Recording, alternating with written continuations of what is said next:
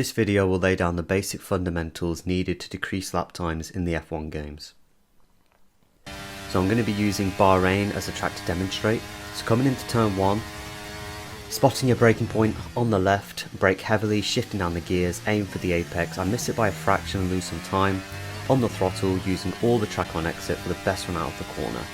Now I'm going to break it down to show you exactly how I do it. So spot the braking point right there, it's the curb on the left as shown by the red arrow. So hitting the brakes as soon as we pass this curb.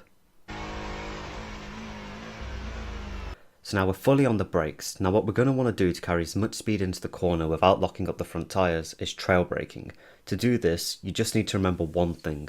The more you turn the wheel, the less you brake. So right now the wheel is straight. We brake 100%, but as we turn, we lift off the brakes. So you can see we're turning and lifting off the brakes as we do so to prevent locking up. You can now see we're only applying about 10% of the brakes, corresponding to our steering lock on the car. So the more we steer, the less we brake. Remember, braking and turning are inversely proportional. Now as we transition off the apex, it's the same concept for the throttle. The more steering lock you have on, the less throttle. So the more you steer, the less throttle. This will prevent you from overloading the rear tyres and spinning out. So these are the fundamentals essentially for braking and accelerating.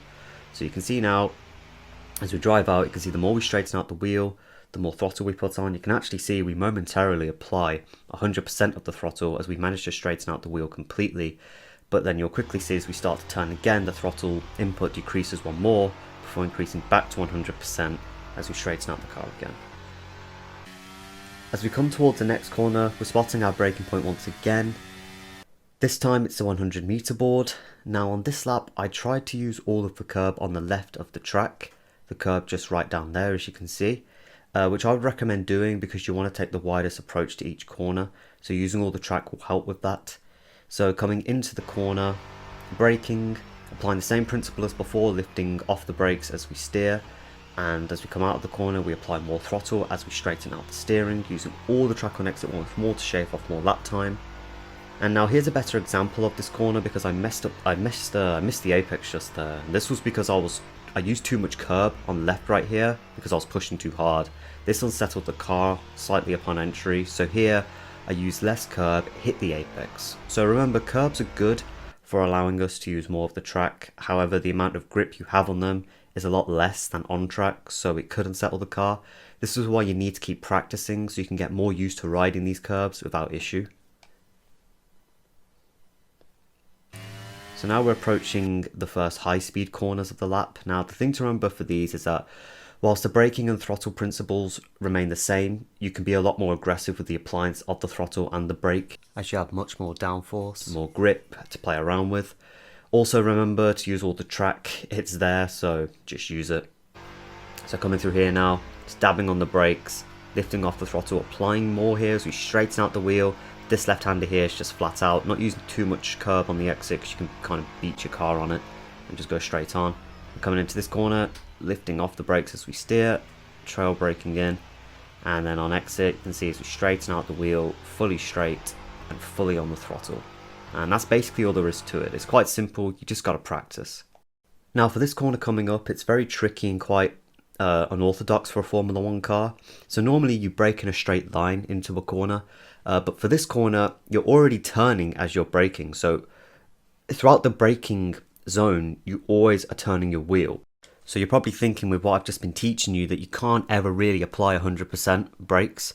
You kind of have to apply 70 upon entry and then just slowly lift off more and more as you turn the steering wheel more and more. But what I do is apply the brakes 100% for a split second, then I start lifting off the brakes. So it's quite tricky, and you can see on this example here I've actually messed up, and you can see on my delta time I'm actually losing to this lap here where I've done it much better. So apply 100% for a split second, then snap back into that principle of lifting off as you steer more.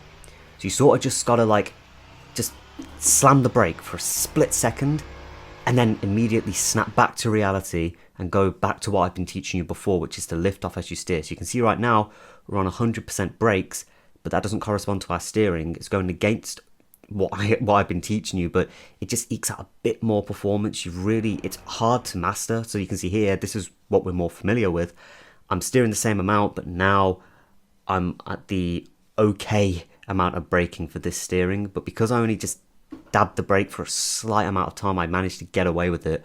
I managed to brake a little bit later, and you're just eking out a bit more performance. Now, this technique is very difficult, and believe me, I still get it wrong most of the time. Quite a lot of the time, as you saw in that previous example that I gave. So you don't have to do this technique, but it's just something that I've just adopted, so I thought I'd just throw it in here. Like, this is kind of what I've been doing. So you can see here, when you get it right, you make up quite a bit of time, and it can be quite useful. If you're just trying to get that last little bit of time out in qualifying maybe. So yeah, it's a technique that I've just sort of adopted over the years, and you can try it if you want to. It's just kind of my driving style. I've just kind of gotten used to doing it over the years. So now, coming into this corner here, the 50-meter board on the left, I actually knocked out the one on the right. I'm not too sure what I was doing to do that, but yeah, using that for your braking point, applying the same principles. Again, it's high-speed corners, so you have a lot more grip to play around with, so get aggressive. Obviously not too aggressive though, you still generally want to be quite smooth, not taking multiple stabs at the throttle or the brake. You know, that driving style doesn't work with these cars. So coming into the final corner of this lap, I thought I'd talk about eye placement when driving. Basically where you should be looking at when taking a corner. This will help your consistency and your ability to maximize the track, particularly on the exit of the corners. So driving along now, spot your braking point right here, this being the 100-meter board, and what I'm going to do is just let the clip play out and then explain as to where you should be looking afterwards. As you can see here, using the track fully on exits. So right here, if you're not overly familiar with the track's braking points yet, take a quick glance at that 100-meter board now. But at this point here, you're not going to be looking at that 100-meter board. You need to be focusing all your attention on the apex. So look at the apex here. You're going to want to look at that early. Get it into your peripheral vision. Now here, you can see we pretty much got the entry for this corner sorted. We're heading towards the apex quite nicely. So now we want to shift our attention to the exit of the corner marked here. So essentially, the earlier you get something into your peripheral vision, the more understanding you're going to have about it. So in this case, you'll be able to place your car more accurately when you get to the exit of the corner because you're looking at it earlier. So always look ahead when racing. Always look to where you want to place your car in the future. And this will just increase your accuracy. It will increase your consistency as well. As you can see here, I run right out to the exit of the track, just keeping it within the white lines there. It would have been a disaster if I didn't, because it would have just ruined the lap right at the end there. But yeah, that's pretty much how you're taking corners, and that applies to every other corner on this lap. Like, you're always going to want to be looking towards the exit of the corner, or where, say, if one corner flows into the next corner, you're always going to want to be looking ahead to the next corner, if that makes sense. So essentially, those are all the fundamentals you need to decrease your lap times quite significantly on these games. If you do have any more questions, let me know down in the comments. Make sure you like the video and subscribe if it was helpful. I'll try and reply to all comments, but that's basically it. Thanks for watching, and I'll see you later.